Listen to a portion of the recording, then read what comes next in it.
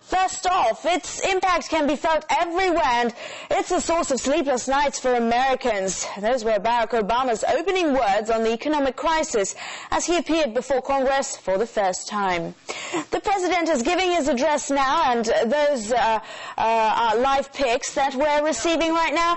Obama gave assurance the administration's moving swiftly and aggressively to help the economy. But how bad is the situation, and is the president heading in the right direction to get out of it? RT's Dina Gusovsky has been finding out. An economic crisis that is global in scope.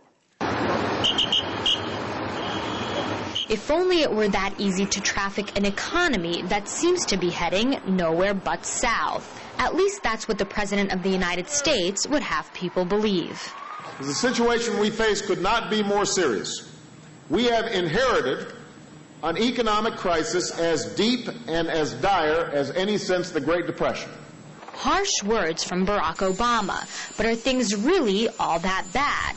I asked two prominent U.S. policymakers what they thought, but these politicians don't seem to agree on much of anything. Barack Obama has said that this economic situation is the worst crisis since the Great Depression. Do you agree with that? To say that this is in any sense comparable to the Great Depression is a huge exaggeration. I think it's bad. I think he's probably right on that.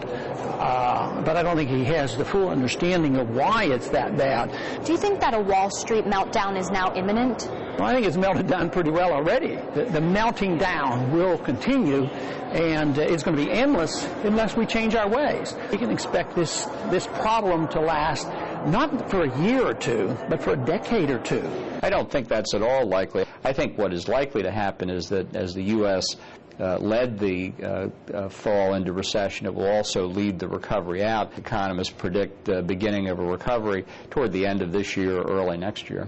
And when it comes to foreign policy, Barack Obama's priorities are pretty clear. Barack Obama says that he plans to deploy 17,000 more troops into Afghanistan. Do you agree with this? I think it's a sound decision to increase the troop levels. I think it's an outrage. Right now we've suffered the most because we're paying for our foreign intervention overseas. But foreign policies don't change. It doesn't change with Democrats or Republicans. They're all interventionists. They all believe in the world empire. And apparently they believe that more spending, over $1 trillion more, will help the economy. Economists from across the spectrum have warned that if we don't act immediately, millions of more jobs will be lost.